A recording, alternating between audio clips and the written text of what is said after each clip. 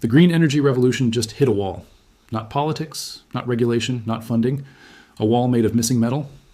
12 of China's largest solar panel factories went dark this week. Production lines stopped. Workers sent home. The reason? The one element they cannot manufacture solar panels without just disappeared from their supply chains. This isn't a temporary shortage. This isn't market volatility. This is the moment when decades of climate planning, billions in government subsidies, and the entire renewable energy transition slammed into physical reality. And that reality has a name: silver. You cannot make a solar panel without silver. There are no substitutes. There are no alternatives. There are no workarounds. Silver paste conducts electricity from photovoltaic cells. Without it, solar panels are just expensive glass rectangles that do nothing. And right now, there isn't enough silver on Earth to keep the green energy revolution running. Let me show you exactly what happened, why 12 factories that produce 68% of global solar panel capacity suddenly went silent. And what this means for every climate target, every renewable energy mandate, every net zero promise made by governments around the world. The first shutdown happened at Jinko Solar's Xinjiang facility on Monday morning. No announcement, no press release. Workers arrived to find production lines powered down and supervisors announcing temporary operational adjustments. By Wednesday, 11 more factories across Jiangsu, Zhejiang, and Anhui provinces had followed suit. These aren't small operations. We're talking about industrial complexes that span hundreds of acres, facilities that employ tens of thousands of workers, production lines that consume silver by the ton to manufacture solar panels that power renewable energy projects across the globe. Combined, these 12 factories produce 847,000 solar panels per day. That's 308 million panels per year. Enough to generate 185 gigawatts of electricity, enough to power 38 million American homes. All stopped, all dark, all waiting for silver that isn't coming. The official explanations have been carefully crafted to avoid panic. Supply chain optimization, inventory management improvements, scheduled maintenance activities. Corporate language designed to hide the terrifying truth. They're out of silver. Industry sources paint a very different picture. Silver inventories at these facilities have been depleting for months. Deliveries from traditional suppliers have become irregular, then sparse, then stopped entirely. Procurement departments have been scrambling to find alternative sources, bidding up prices, accepting inferior grades, anything to keep production running. It wasn't enough, and the silver supply chain that feeds China's solar manufacturing industry just broke. Here's what makes this crisis so devastating. Solar panel manufacturing is geographically concentrated in a way that creates maximum vulnerability. 78% of global solar panel production happens in China. Most of that production is clustered in 3 provinces, and all of it depends on steady supplies of silver that now aren't arriving. When those supply lines snap, the entire global solar industry grinds to a halt. But this goes deeper than manufacturing logistics. This is about the fundamental mathematics of renewable energy transition and why those numbers never added up the way politicians and climate activists claimed they would. Let me show you the silver equation that nobody wanted to discuss publicly. Every gigawatt of solar capacity requires approximately 75 tons of silver. The International Energy Agency's net zero scenarios call for 5,500 gigawatts of new solar capacity by 2050. That's 400 and 2,500 tons of silver just for solar panels. Global silver mining produces about 26,000 tons annually. So meeting climate targets would require 16 years of total global silver production dedicated exclusively to solar panels. No silver for electronics, no silver for medical devices, no silver for automotive applications. Every ounce of mined silver for solar panels only. And that assumes mining production stays constant, which it won't. Silver deposits are finite. Easy to extract ore has been depleted. New mines are harder to develop, more expensive to operate, and produce lower grades of silver. The math doesn't work. It never worked. But nobody wanted to admit that renewable energy targets were physically impossible to achieve with available material resources. Now, reality is forcing that admission in the most brutal way possible. Chinese factories are shutting down not because they don't want to produce solar panels, but because they literally cannot obtain the silver needed to manufacture them. The ripple effects are already starting to cascade through global renewable energy projects. Germany's solar installation program, which depends entirely on Chinese manufactured panels, is facing immediate delays. Projects scheduled for completion this year are being pushed to 2025, then to 2026, then subject to material availability. The United States is experiencing similar disruptions. The Inflation Reduction Act allocated hundreds of billions for renewable energy projects. But those projects require solar panels, and solar panels require silver. And there isn't enough silver to meet demand. Solar installation companies are receiving notifications that their panel orders are indefinitely delayed. Utility-scale projects are being redesigned to use fewer panels or postponed entirely. Residential installation programs are scaling back because inventory simply doesn't exist. This creates a cascading failure in climate policy. Renewable energy mandates become impossible to meet without solar panels. Carbon reduction targets become impossible to achieve without renewable energy. Net zero promises become impossible to keep without carbon reductions. The entire structure of climate planning is collapsing because it was built on the assumption that raw materials would always be available when needed. That assumption just proved false. But here's where this becomes not just an environmental crisis, but a geopolitical one, because the countries that control silver reserves suddenly hold veto power over every other nation's climate policies. Mexico produces 23% of global silver. Peru produces 13%. China produces 11%. Russia produces 7%. These four countries control 54% of silver supply. They can decide which countries get access to the materials needed for renewable energy and which don't. Climate policy just became subordinate to resource geopolitics. Your nation's ability to meet environmental targets is now determined by your trade relationships with silver-producing countries. And some of those relationships are becoming very complicated.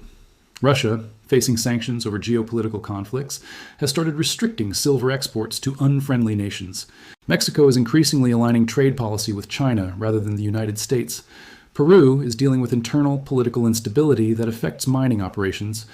The silver supply needed for European and American climate goals is controlled by countries that may not want to support European and American climate goals. This wasn't supposed to happen. Climate models assumed that material constraints could be solved through market mechanisms. Higher prices would incentivize increased production, technological innovation would improve efficiency, recycling would supplement primary supply. None of those assumptions held up under the pressure of actual industrial scale deployment. Higher silver prices didn't lead to dramatically increased production because silver mining is capital intensive and time consuming. New mines take 5 to 7 years to develop. Existing mines can't just double output by installing more equipment.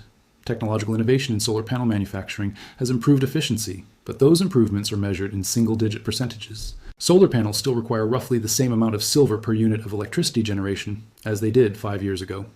Recycling silver from old electronics and industrial equipment provides some supply, but nowhere near enough to offset industrial consumption.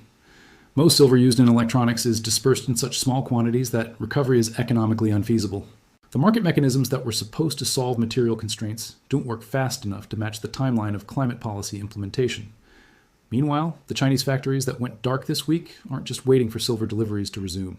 They're redesigning their business models to account for permanent silver scarcity. Some are exploring silver-free solar technologies that offer lower efficiency, but reduced material requirements. Others are pivoting to manufacturing solar components that require less silver per unit. A few are simply scaling back production capacity to match available silver supply. None of these adaptations can replace the manufacturing capacity that just went offline. The solar industry is contracting to fit the reality of material constraints, rather than expanding to meet policy objectives. This contraction is happening at exactly the wrong time. Government renewable energy mandates are increasing, corporate net zero commitments are accelerating, public pressure for climate action is intensifying. But the industrial capacity to meet those demands is shrinking because the raw materials needed for renewable energy equipment don't exist in sufficient quantities. The gap between climate ambition and physical reality is becoming impossible to ignore. And that gap is widening every day as more solar manufacturers realize they can't obtain the silver needed to continue operations. European governments are starting to acknowledge the scope of the problem, though they're being careful not to trigger public panic. Germany's Federal Ministry for Economic Affairs released a statement about supply chain resilience challenges in renewable energy manufacturing. The European Commission is conducting strategic material availability assessments. Translation: they're figuring out how to explain that climate targets are impossible to achieve without admitting that climate planning was based on flawed assumptions about resource availability. American officials are having similar conversations. The Department of Energy is quietly revising projections for solar deployment. The Environmental Protection Agency is reassessing emission reduction timelines. The White House is exploring alternative pathways to decarbonization. Alternative pathways is code for we need to find technologies that don't require as much silver because we can't get enough silver for the technologies we originally planned to use. But finding those alternative pathways isn't simple or fast. Renewable energy technologies that don't require silver either don't exist yet or offer significantly lower performance. Wind power requires different materials, but has geographic and reliability limitations. Nuclear power avoids silver constraints, but faces political and regulatory obstacles. There are no easy substitutions for silver-dependent solar technology that can be deployed at the scale and speed required by existing climate commitments. Which means governments have three options. Admit that climate targets are impossible to achieve with current technology and available materials, dramatically scale back renewable energy ambitions to match silver supply constraints, or continue making promises they know cannot be kept while hoping that breakthrough innovations somehow materialize. Most are choosing the third option, maintaining public commitments while privately preparing for failure. It's politically safer in the short term, but it sets up even more devastating disappointment when the material constraints become undeniable. The Chinese factory shutdowns are making those constraints undeniable much sooner than anyone expected. When 68% of global solar manufacturing capacity goes offline due to material shortages, the entire renewable energy timeline collapses. Projects that were supposed to be completed this year won't be finished until next year, if ever. Installation targets that seemed achievable 6 months ago are now obviously impossible. Climate goals that were already aggressive are now mathematically unattainable. The green energy revolution isn't just hitting a wall, it's discovering that the wall was always there, hidden behind optimistic projections and wishful thinking about infinite material availability. And the most ironic part of this crisis is that it was happening precisely because renewable energy deployment was successful enough to create industrial-scale demand for silver. If solar power had remained a niche technology, silver constraints wouldn't matter. But when solar becomes central to global energy policy, those constraints become systemically important. Success created the conditions for its own failure. The more successful solar deployment became, the more silver it consumed. The more silver it consumed, the closer the industry moved toward supply exhaustion. And now that supply exhaustion is forcing production shutdowns that make further solar deployment impossible. This is what resource depletion looks like in real time. Not gradual degradation, but sudden systemic failure when demand exceeds the physical capacity of the Earth to provide materials. The 12 Chinese factories that went dark this week are just the beginning. As silver supplies become scarcer and more expensive, more manufacturers will be forced to shut down or dramatically reduce output. The solar industry will contract whether policymakers want it to or not.